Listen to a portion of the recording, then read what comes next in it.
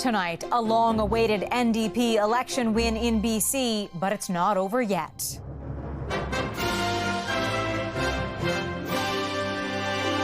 David Eby's New Democrats defeat John Rustad's Conservatives, but there's still 2 recounts to come. Fund education, get more doctors. Scott Moe's Saskatchewan party wins a 5th straight majority government.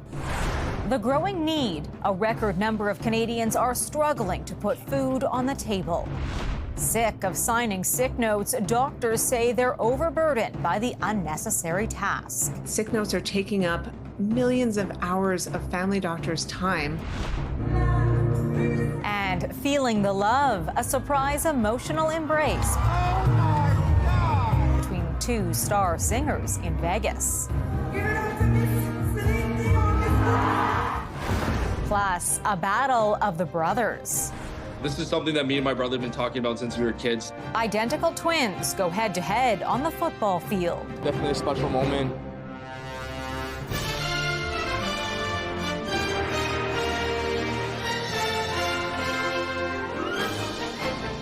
CTV National News with Omar Sachedina.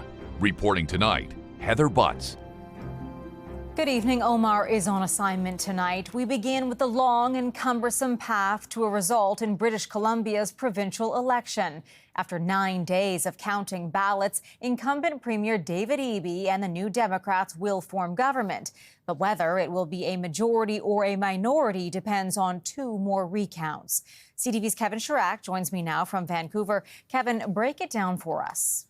Heather, more than 22,000 absentee ballots were counted Monday across BC, and now it's finally official. The BC NDP have won its 3rd straight election, but there's still some uncertainty. We'll get to that in a moment.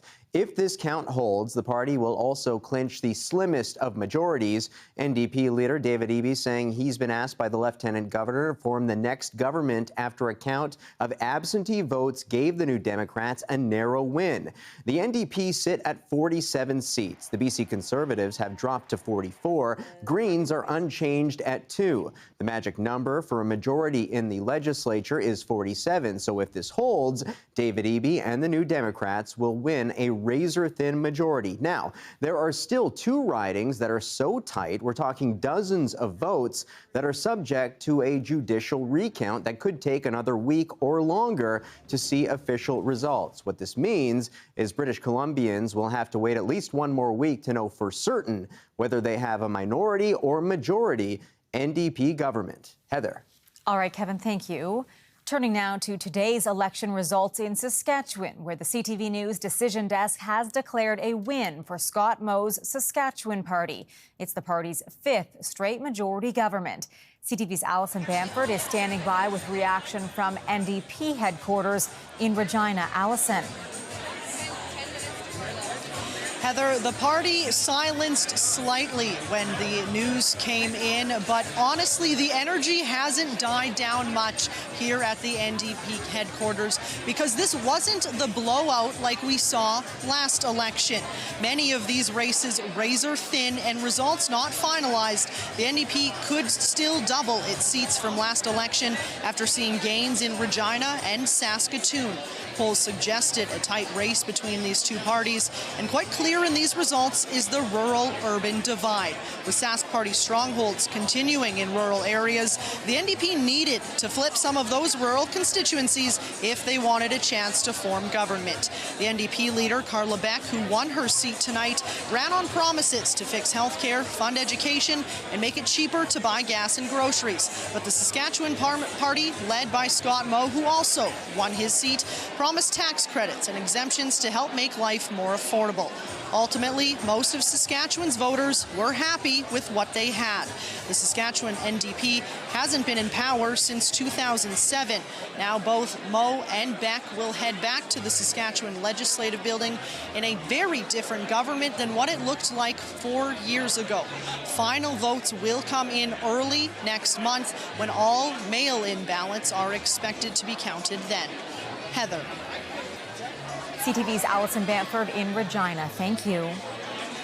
Prime Minister Justin Trudeau appears to have survived today's deadline from some Liberal MPs calling for him to resign as party leader. That is now fueling calls for a secret ballot. But it's only one hurdle he's facing this week. Up next, demands from the Bloc Québécois. CTV's Rachel Aiello reports. On the eve of Prime Minister Justin Trudeau's Liberals potentially losing the Bloc Québécois support on future confidence votes, Conservative leader Pierre Poilievre is pushing Bloc leader Yves-François Blanchet to help him trigger a snap election. No increase in OAS, no supply management bill. Blanchet has delivered nothing for Quebecers. 5 weeks ago, the Bloc vowed to help keep Trudeau's minority alive if the Liberals helped pass 2 pieces of legislation. That offer expires tomorrow. As of today, neither bill is close to becoming law, and the government has offered no assurances it'll do anything to shore up Bloc votes going forward. So what happens next? Well, that's for the Bloc to answer.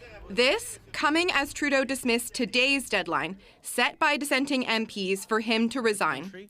With their leader not heeding that demand, some of the more than 20 Liberal MPs who want change are now mounting calls for a secret ballot vote. This would help to ensure party unity and allow us to put this behind us. And are angling for the Prime Minister to reconsider who he's listening to in his inner circle. He's convinced he's the right guy. I think he's getting bad advice. While others say there's too much at stake to not get behind Trudeau if the next election could come at any time. I think we've got a great team. We need to be able to move forward. New polling suggests that half of current Liberal voters do support Trudeau staying on.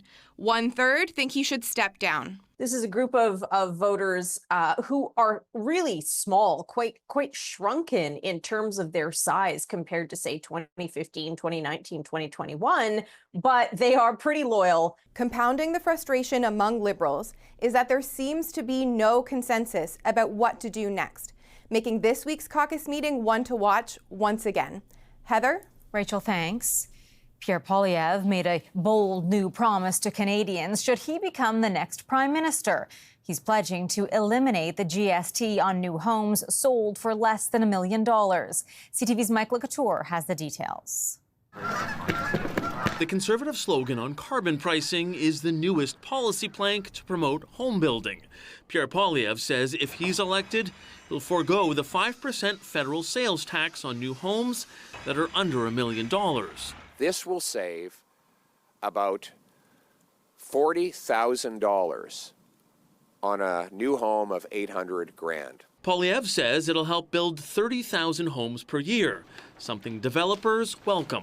Things are too expensive for what people can afford, and anywhere government policy can help in reducing the cost to the new homeowner will help stimulate housing. Poilievre believes cutting the GST will save Canadians $8 billion over several years. To make up the lost revenue, he wants to cut a number of Liberal programs. The Accelerator Fund has $3 billion left in it. It has been a disastrous program. Poilievre would also get rid of the Canada Housing Infrastructure Fund, which is meant to help municipalities build and upgrade things like water and sewer pipes for communities. Housing economist Mike Moffat applauds the tax cut, but he doesn't want to see housing programs eliminated just to pay for that rebate. During any kind of crisis, you need as many tools as possible in your toolbox. So I do think it's unfortunate that they're financing this by getting rid of some useful programs. The Liberal housing minister admits part of Poilievre's plan makes sense, but Sean Fraser warns the cuts would hurt municipalities. I can't help but think there's Conservative members of Parliament who are now campaigning on a commitment to take tens of millions of dollars away from their communities, presumably raising property taxes on their constituents to pay for it. Poilievre suggests he would push provinces to remove their sales tax on new home sales, but that would take some negotiation and would only happen if he's elected Prime Minister. Heather? Mike Couture in Ottawa. The cost of living is crushing Canadians, leaving many struggling to feed their families. Visits to food banks have reached a new record high, painting a grim picture of a growing hunger crisis. CTV's Sarah Plowman on the pressure it's putting on organizations trying to keep up. Across Canada, lines at food banks are longer. The need keeps soaring. Callie Murphy recently lost her job. Without the food banks, I wouldn't have very many other options. Andrei Koloskov and his family fled the war in Ukraine. Today's pickup is for his grandmother. I mean, is food too expensive? Life too expensive, not only food. A new report out by Food Banks Canada shows last March more than 2 million people turned to a food bank, up 6% from the year before and up 90% from 5 years ago. A third of those in need of help are children. The system is buckling.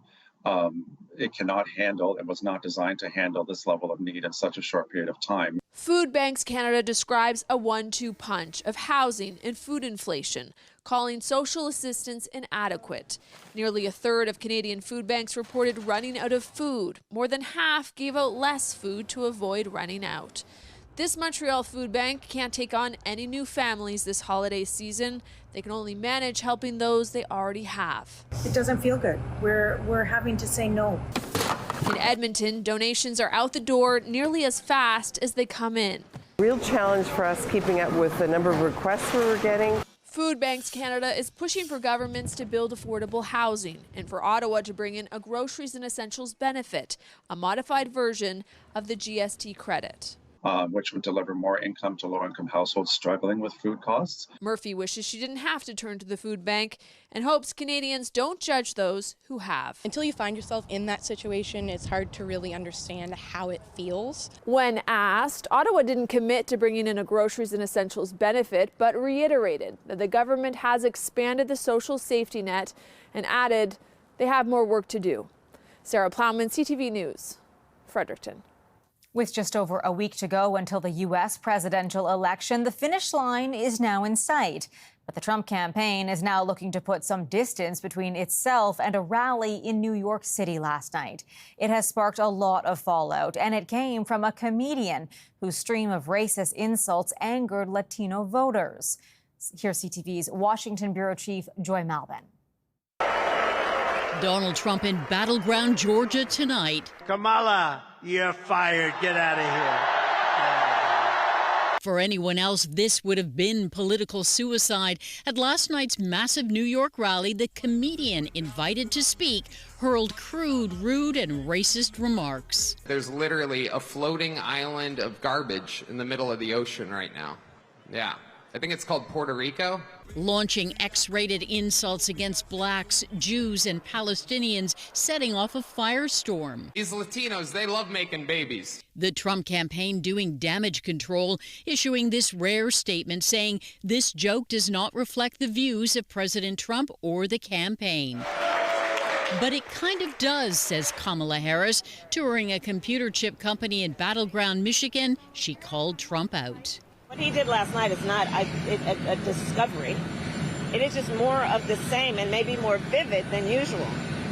Donald Trump fans the fuel of hate and division, and that's why people are exhausted with him. Puerto Ricans deserve better. Puerto Rican celebrities like Bad Bunny reposting Harris's message, Jennifer Lopez and Ricky Martin too, as faith-based leaders prayed over Trump. Oh God, and we come to you in the name of Jesus. Trump did not address the offensive insults threatening to overshadow his campaign, leaving it up to his number two to clean up. But I think that we have to stop getting so offended at every little thing in the United States of America. I'm so over it. Trump had been making inroads with Latinos who make up a huge swath of voters in key states like Pennsylvania that will decide this race, with just days to go before the election. Heather? Joy, thank you. Israel's parliament has banned a UN aid agency which could affect the impact of its work in Gaza. 2 bills passed today restricting UNRWA from conducting any activities inside Israel. Some lawmakers have called for the group to be disbanded after the UN said 9 staff members from the agency were involved in the October 7th attacks. The agency's chief says this move will only deepen the suffering of Palestinians. NATO confirmed today that North Korean troops have been sent to Russia to help in its war against Ukraine. NATO calls on Russia and the DPRK to cease these actions immediately. NATO Secretary General said this marks a dangerous expansion of Russia's war. The Pentagon says North Korea has sent 10,000 troops to train in Russia and that they are expected to fight within the next several weeks. Coming up, a doctor's blunt assessment. It's something that I'm honestly sick of seeing. The tedious task that won't go away in the workplace. Plus, a sweet surprise takes center stage in Las Vegas.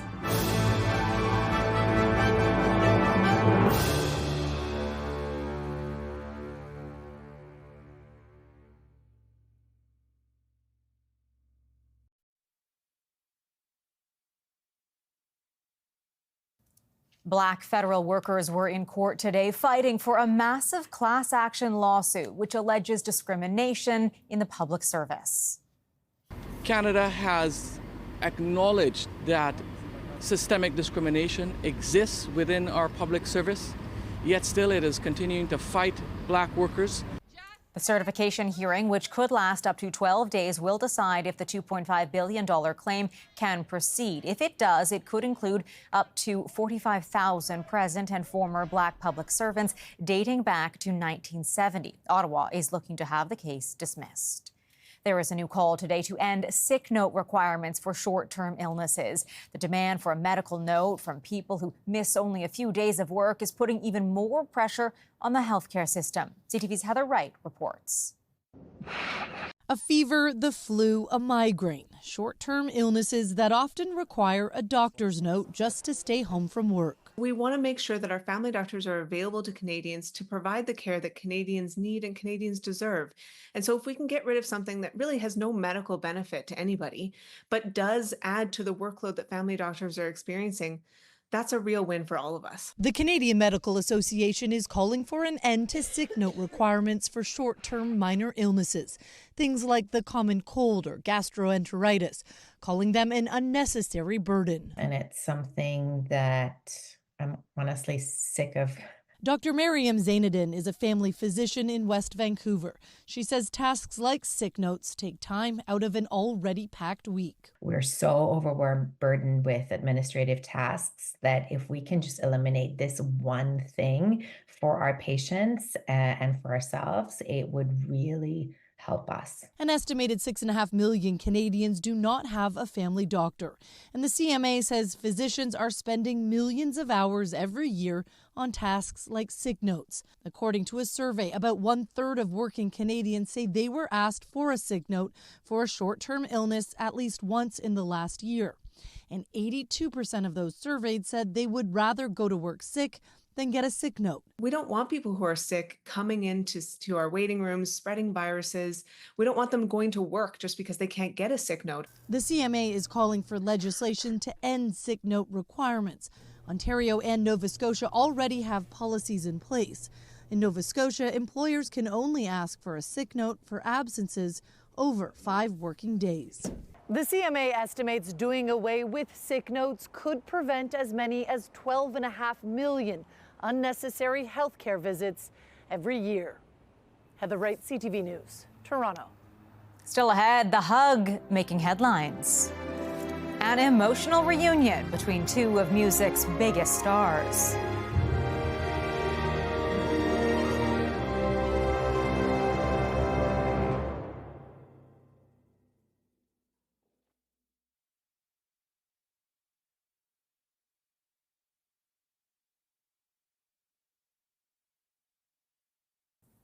An emotional mid-performance moment between two superstars is in the spotlight today. Adele and Celine Dion shared a heartfelt embrace in a sweet concert encounter. CTV's Geneviève Bushman has the story.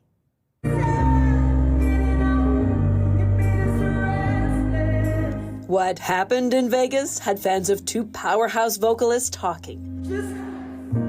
Adele interrupted her rendition of When We Were Young when she spotted the famous face of Quebec icon Celine Dion in the crowd.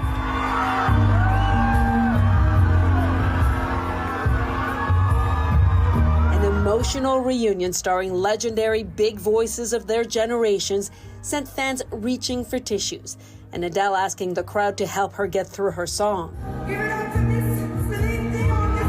When Dion was young, this was the dream come true. The Coliseum at Caesars Palace was built for her debut residency on the Vegas Strip in 2003. It feels like home. I've been here 5 years. It's warm. It's a beautiful place to perform. In 2021, Dion had to cancel the last shows of her second residency and has rarely performed since she was diagnosed with stiff person syndrome, a rare neurological disorder. And this was the 46th weekend of Adele's Vegas show, one of her final performances before what she announced would be a, quote, incredibly long break. And so this moving reunion was what Adele called a full circle moment for her. Two queens, said one fan, leaning on one another. Geneviève Beauchemin, CTV News, Montreal. After the break, a twin-tastic debut. Two London, Ontario brothers mark a Canadian first in the NFL.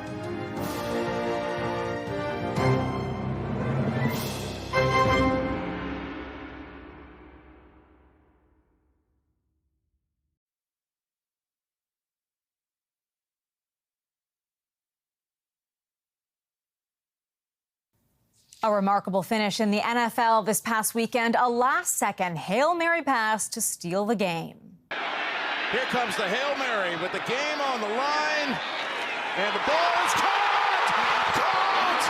It's a miracle! Washington Commanders rookie Jaden Daniels heaved a 52-yard touchdown pass to win against the Chicago Bears. The deflected throw that was caught in the end zone was the second longest game-winning touchdown by a rookie in NFL history. To another magical moment during NFL Sunday, a family from Ontario celebrated when Philadelphia and Cincinnati took to the field with twin brothers playing against each other. Here's CTV's Paul Hollingsworth on an emotional game. Identical twins, Sydney and Chase Brown, see football as an expression of brotherly love. Playing the game is a shared family experience. These two youngsters grew up in London, Ontario. On Sunday, the Brown brothers played on opposite sides. Sydney for the Philadelphia Eagles, Chase for the Cincinnati Bengals. It was the first time Canadian twin brothers played against each other in the NFL. Definitely a special moment, not only for us, but our family and having everybody here in one stadium. Including their mother, Rachel, who watched Chase score a touchdown. I am most proud of the people that they are. They're living their dreams. They're successful. You know, what else do you want for your kids? Sydney Brown says Sunday's game was the realization of a lifelong dream. This is something that me and my brother have been talking about since we were kids. So to kind of share that moment with him on the field and go against him and obviously see him score a touchdown and stuff. It was awesome. No shortage of attention and excitement because the Brown brothers were opponents this weekend, but we should also point out they've been teammates in the past, most recently in the NCAA in Illinois. Gavin Lake coached the Brown twins when they were teenagers and says they are role models, an example for other Canadian athletes to follow. There's a path. Those guys work their butts off, and for them to succeed at this stage of the game, it's wonderful to see. In the end, it was Sydney and the Eagles who came out on top in this battle of the Brown brothers, winning 37-17 over the Bengals. Paul Hollingsworth, CTV News, Halifax. That is our newscast for this Monday night. I'm Heather Butts. For all of us at CTV National News, thank you for watching. Good night.